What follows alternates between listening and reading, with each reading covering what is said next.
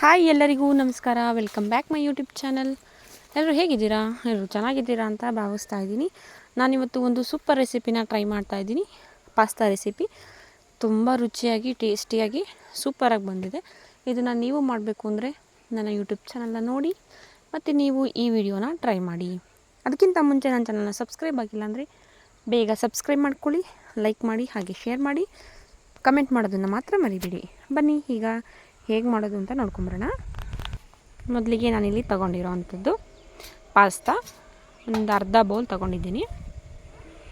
ಸಣ್ಣದಾಗಿ ಕಟ್ ಮಾಡಿರೋ ಅಂಥ ಈರುಳ್ಳಿ ಎರಡು ಟೊಮ್ಯಾಟೊ, ಸ್ವಲ್ಪ ಕ್ಯಾರೆಟು ಮತ್ತು ಸ್ವಲ್ಪ ಬೀನ್ಸು.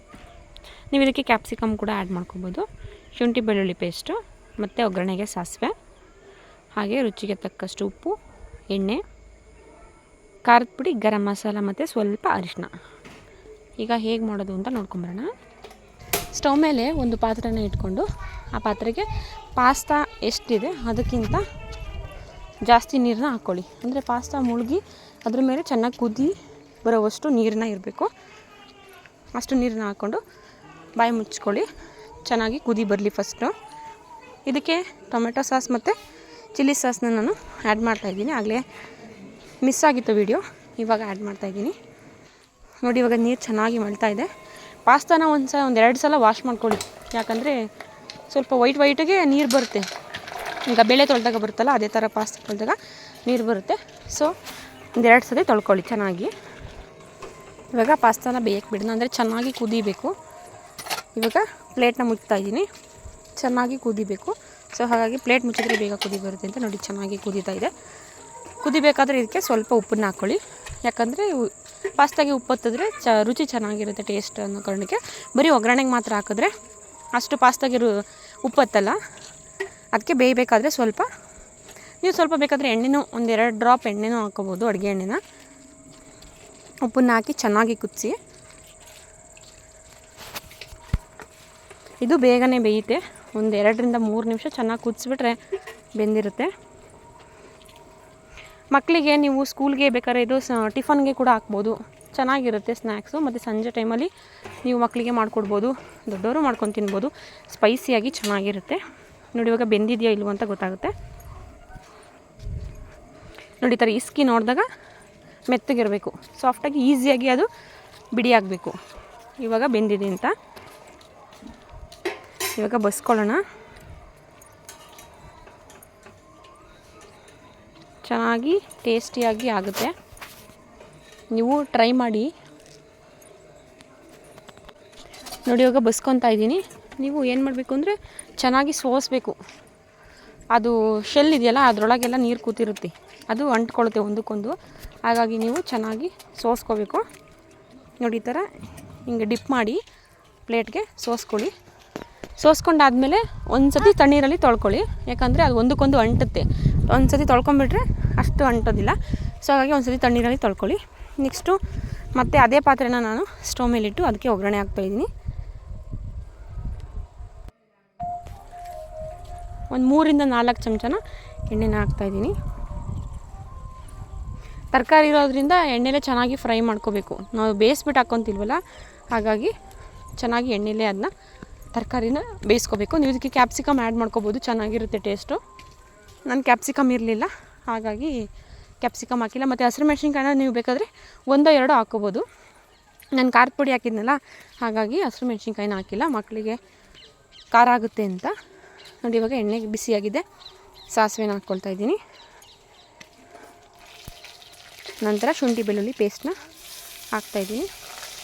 ಶುಂಠಿ ಬೆಳ್ಳುಳ್ಳಿ ಪೇಸ್ಟು ಎಣ್ಣೆಗೆ ಒಗ್ಗರಣೆಗೆ ಹಾಕ್ತಿದ್ದಂಗೆ ಘಮ್ ಅನ್ನುತ್ತೆ. ಆ ಸ್ಮೆಲ್ ತುಂಬ ಚೆನ್ನಾಗಿರುತ್ತೆ.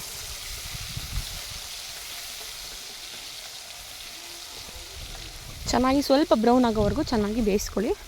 ಶುಂಠಿ ಬೆಳ್ಳುಳ್ಳಿನ ಫ್ರೈ ಮಾಡ್ಕೊಳ್ಳಿ. ನೆಕ್ಸ್ಟು ಸ್ವಲ್ಪ ಫ್ರೈ ಆದಮೇಲೆ ಇದಕ್ಕೆ ಕಟ್ ಮಾಡಿ ಇಟ್ಕೊಂಡಿರೋಂಥ ಈರುಳ್ಳಿನ ಹಾಕ್ಕೊಳ್ತಾ ಇದ್ದೀನಿ. 1 ಅಥವಾ 2 ಈರುಳ್ಳಿನ ಕಟ್ ಮಾಡ್ಕೊಳ್ಳಿ. ಈರುಳ್ಳಿನೂ ಅಷ್ಟೇ ಚೆನ್ನಾಗಿ ಬ್ರೌನ್ ಕಲರ್ ಬರೋವರೆಗೂ ಫ್ರೈ ಮಾಡ್ಕೊಳ್ಳಿ.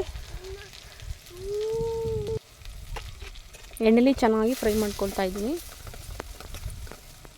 ಈರುಳ್ಳಿ ಹಸಿಯಾಗಿರಬಾರ್ದು, ಸ್ವಲ್ಪ ಬ್ರೌನ್ ಕಲರ್ ಬರಬೇಕು, ಟೇಸ್ಟ್ ಚೆನ್ನಾಗಿರುತ್ತೆ. ಮತ್ತು ನೆಕ್ಸ್ಟು ಕಟ್ ಮಾಡಿ ಇಟ್ಕೊಂಡಿರೋ ಅಂಥ ಟೊಮೆಟೊನ ಹಾಕ್ಕೊಳ್ತಾ ಇದ್ದೀನಿ. ನಾನು ಜಾಮೂನ್ ಟೊಮೆಟೊ ಹಾಕಿದ್ದೀನಿ, ಹುಳಿ ಇಲ್ಲ, ಹಾಗಾಗಿ ನೀವು ಟೊಮೆಟೊ ಸಾಸ್ನ ಸ್ವಲ್ಪ ಜಾಸ್ತಿ ಹಾಕ್ಕೋಬೋದು.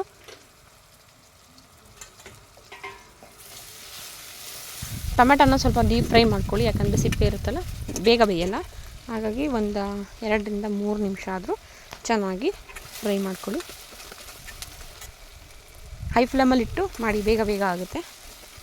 ನಂತರ ಕಟ್ ಮಾಡಿ ಇಟ್ಕೊಂಡಿರೋವಂಥ ನಾನು ಕ್ಯಾರೆಟ್ ಮತ್ತು ಬೀನ್ಸ್ನ ಹಾಕ್ತಾಯಿದ್ದೀನಿ.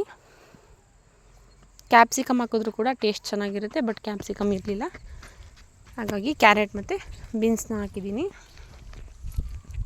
ತರಕಾರಿನ ಎಲ್ಲ ಈ ಥರ ಮ್ಯಾಗಿ ಪಾಸ್ತಾ ಎಲ್ಲದಕ್ಕೂ ನೀವು ಹಾಕ್ಕೊಂಡ್ರೆ ತರಕಾರಿ ತಿನ್ನೋದಕ್ಕೆ ಹೆಲ್ಪ್ ಆಗುತ್ತೆ. ಅಂದರೆ ಡೈರೆಕ್ಟಾಗಿ ಸಾಂಬಾರಿಗೆಲ್ಲ ಹಾಕಿದ್ರೆ ತಿನ್ನಲ್ವಲ್ಲ, ಆವಾಗ ನೀವು ಈ ಥರ ಮ್ಯಾಗಿಗೆ ಮತ್ತು ಪಾಸ್ತಾ ಇದೆಲ್ಲ ನೂಡಲ್ಸ್ ಇದಕ್ಕೆಲ್ಲಾದರೂ ನೀವು ಸ್ವಲ್ಪ ಮಿಕ್ಸ್ ಮಾಡ್ತಾಯಿದ್ರೆ ಬೀನ್ಸ್ ಅದನ್ನೆಲ್ಲ ಚೆನ್ನಾಗಿರುತ್ತೆ. ಈ ಕ್ಯಾರೆಟ್ ಮತ್ತು ಬೀನ್ಸ್ನ ನಾನು ಒಗ್ಗರಣೆಲ್ಲೇ ಬೇಯಿಸ್ಕೊತೀನಿ, ಯಾಕೆಂದರೆ ಸಪ್ರೇಟಾಗಿ ಬೇಯಿಸಿಲ್ಲ. ಇದು ಒಗ್ಗರಣೆಲ್ಲೇ ಫ್ರೈ ಆಗಬೇಕು.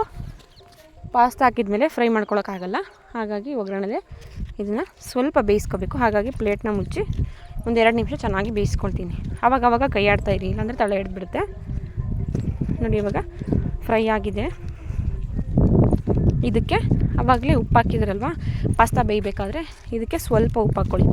ಅದಾದಮೇಲೆ ರುಚಿ ನೋಡಿ ಬೇಕಾದ್ರೆ ಮತ್ತೆ ಹಾಕ್ಕೋಬೋದು. ಉಪ್ಪು ಜಾಸ್ತಿ ಆದರೆ ತಿನ್ನೋಕ್ಕಾಗಲ್ಲ. ಉಪ್ಪು ಇದಕ್ಕೆಲ್ಲ ಚೆನ್ನಾಗಿ ಇರ್ತಿದ್ರೆ ಟೇಸ್ಟ್ ಚೆನ್ನಾಗಿರುತ್ತೆ. ಕರೆಕ್ಟಾಗಿರಬೇಕು ಉಪ್ಪು. ಸ್ವಲ್ಪ ಜಾಸ್ತಿ ಆದರೂ ಟೇಸ್ಟ್ ಚೆನ್ನಾಗಿರಲ್ಲ, ಸ್ವಲ್ಪ ಕಡಿಮೆ ಆದರೂ ಟೇಸ್ಟ್ ಚೆನ್ನಾಗಿರಲ್ಲ. ನೆಕ್ಸ್ಟು ನಾನು ಖಾರದ ಪುಡಿ ಒಂದು ಅರ್ಧ ಚಮಚ ಮತ್ತು ಸ್ವಲ್ಪ ಅರಿಶಿನ ಮತ್ತು ಗರಂ ಮಸಾಲಾನ ಹಾಕಿದ್ದೀನಿ. ಇದೆಲ್ಲನ ಹಾಕ್ಕೊಂಡು ಚೆನ್ನಾಗಿ ಮಿಕ್ಸ್ ಮಾಡ್ತಾಯಿದ್ದೀವಿ. ಒಂದೊಳ್ಳೆ ಮಿಕ್ಸ್ ಕೊಡಿ. ಕಲರೇ ನೋಡೋಕೆ ಎಷ್ಟು ಚೆನ್ನಾಗಿ ಕಾಣಿಸ್ತಿದೆಯಲ್ಲ. ಪಾಸ್ತಾ ಹಾಕಿದ್ಮೇಲೆ ಇನ್ನೂ ಚೆನ್ನಾಗಿ ಕಾಣಿಸುತ್ತೆ ಮತ್ತು ಟೇಸ್ಟ್ ಕೂಡ ಚೆನ್ನಾಗಿರುತ್ತೆ. ಇದಕ್ಕೆ ನೀವು ಬೇಕಾದರೆ ಮ್ಯಾಗಿ ಮಸಾಲ ಕೂಡ ಪ್ಯಾಕ್ ಇದ್ದರೆ ಆ್ಯಡ್ ಮಾಡ್ಕೊಬೋದು. ನಂತರ ನಾನು ಇದಕ್ಕೆ 1 ಚಮಚದಷ್ಟು ಟೊಮೊಟೊ ಸಾಸ್ನ ಹಾಕಿದ್ದೀನಿ. ಸ್ಪೂನ್ ಸ್ವಲ್ಪ ದೊಡ್ಡದಾಗಿದೆ, ದೊಡ್ಡ ಸ್ಪೂನಲ್ಲಿ 1 ಸ್ಪೂನಷ್ಟು ಟೊಮೆಟೊ ಸಾಸ್ನ ಹಾಕಿದ್ದೀನಿ. ನೆಕ್ಸ್ಟು ಸ್ವಲ್ಪ ಚಿಲ್ಲಿ ಸಾಸು,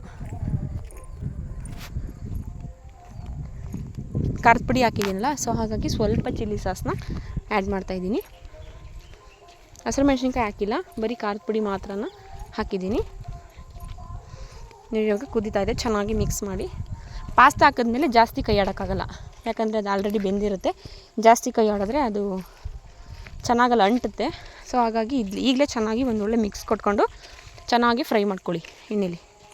ತಳ ಹಿಡಿತಿರುತ್ತೆ, ಆವಾಗವಾಗ ನೀವು ಕೈ ಆಡ್ತಾ ಇರಬೇಕು. ಪಾಸ್ತಾ ಸೂಪರ್ ಟೇಸ್ಟ್ ಬರುತ್ತೆ. ನಿಮಗೆ ನನ್ನ ವೀಡಿಯೋ ಇಷ್ಟ ಆದರೆ ಲೈಕ್ ಮಾಡಿ, ಶೇರ್ ಮಾಡಿ, ಹಾಗೆ ಸಬ್ಸ್ಕ್ರೈಬ್ ಮಾಡ್ಕೊಳ್ಳೋದನ್ನು ಮಾತ್ರ ಮರಿಬೇಡಿ. ಬೇಗ ಬೇಗ ಸಬ್ಸ್ಕ್ರೈಬ್ ಮಾಡ್ಕೊಳ್ಳಿ. ಇವಾಗ ಚೆನ್ನಾಗಿ ಫ್ರೈ ಆಗಿದೆ. ಇವಾಗ ಪಾಸ್ತಾನ ಆ್ಯಡ್ ಮಾಡ್ತಾಯಿದ್ದೀನಿ. ನೋಡಿ, ಅದು ನಾನು ತಣ್ಣೀರಲ್ಲಿ ಸ್ವಲ್ಪ ತೊಳೆದಿಟ್ಟಿರೋದ್ರಿಂದ ಅಷ್ಟು ಬಿಡಿ ಬಿಡಿಯಾಗಿದೆ.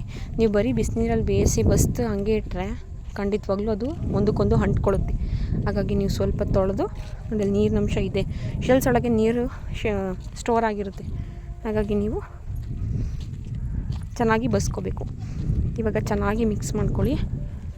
ಇದಕ್ಕೆ ಕೊತ್ತಂಬರಿ ಸೊಪ್ಪು ಕೂಡ ಇರಲಿಲ್ಲ, ಹಾಗಾಗಿ ಅದು ಸ್ಕಿಪ್ ಆಗಿದೆ. ನೀವು ಕೊತ್ತಂಬರಿ ಸೊಪ್ಪು ಕೂಡ ಆ್ಯಡ್ ಮಾಡ್ಕೊಳ್ಳಿ. ಟೇಸ್ಟ್ ಅಂತೂ ಅಲ್ಟಿಮೇಟಾಗಿರುತ್ತೆ, ತುಂಬ ಚೆನ್ನಾಗಿರುತ್ತೆ, ಮಕ್ಕಳಿಗೆ ಇಷ್ಟ ಆಗುತ್ತೆ. ಸ್ವಲ್ಪ ಖಾರ ಕಡಿಮೆ ಮಾಡಿದ್ರೆ ಆಲ್ಮೋಸ್ಟ್ ಮ್ಯಾಗಿ ಟೇಸ್ಟೇ ಇರುತ್ತೆ. ನೀವು ಮ್ಯಾಗಿ ಮಸಾಲ ಹಾಕ್ಕೊಂಡ್ರೆ ಮ್ಯಾಗಿ ಟೇಸ್ಟೇ ಬರುತ್ತೆ. ಟೇಸ್ಟ್ ಅಂತೂ ತುಂಬ ಚೆನ್ನಾಗಿರುತ್ತೆ. ನೀವು ಟ್ರೈ ಮಾಡಿ ನನಗೆ ಕಾಮೆಂಟ್ ಮಾಡಿಸಿ. ಇದನ್ನು ಸ್ವಲ್ಪ ಇವಾಗ ಸ್ವಲ್ಪ ಎಲ್ಲ ಮಿಕ್ಸ್ ಆಗಿದೆಯಲ್ಲ, ಇವಾಗ ಸ್ವಲ್ಪ ಟೇಸ್ಟ್ ನೋಡಿ, ಉಪ್ಪು ಕರೆಕ್ಟಾಗಿದೆಯಾ ಅಂತ ಚೆನ್ನಾಗಿ ಮಿಕ್ಸ್ ಮಾಡಿ. ಒಗ್ಗರಣೆ ಚೆನ್ನಾಗಿ ಎತ್ತಿದ್ರೆ ಚೆನ್ನಾಗಿರುತ್ತೆ ಟೇಸ್ಟು. ನೋಡಿ, ಇವಾಗ ಪಾಸ್ತಾ ರೆಡಿಯಾಗಿದೆ. ಬೇರೆ ಬೇರೆ ಶೇಪಲ್ಲೂ ಬರುತ್ತೆ ಪಾಸ್ತಾ, ನೀವು ಯಾವ ಥರ ಬೇಕಾದರೂ ತಂದು ಮಾಡ್ಕೊಬೋದು. ಸೇಮ್ ಅಂದರೆ ಇಂಗ್ರೀಡಿಯೆಂಟ್ ಸೇಮ್ ಹಾಕಿ ನೀವು ಪಾಸ್ತಾನ ಚೇಂಜ್ ಮಾಡ್ಬೋದು ಬೇಕಾದರೆ, ಅದು ಕೂಡ ಚೆನ್ನಾಗಿ ಬರುತ್ತೆ, ಚೆನ್ನಾಗಿರುತ್ತೆ ಟೇಸ್ಟು. ನೀವು ಟ್ರೈ ಮಾಡಿ. ಸೂಪರಾಗಿತ್ತು. ನೀವು ಟ್ರೈ ಮಾಡಿ ನನಗೆ ಕಮೆಂಟ್ ಮಾಡಿ ಹೇಗಿತ್ತು ಅಂತ. ನನ್ನ ವೀಡಿಯೋಸ್ನ ಹೀಗೆ ನೋಡ್ತಾ ಇರಿ ಮತ್ತು ಸಬ್ಸ್ಕ್ರೈಬ್ ಮಾಡ್ಕೊಳ್ಳೋದನ್ನು ಮಾತ್ರ ಮರಿಬೇಡಿ. Thank you for watching. Bye.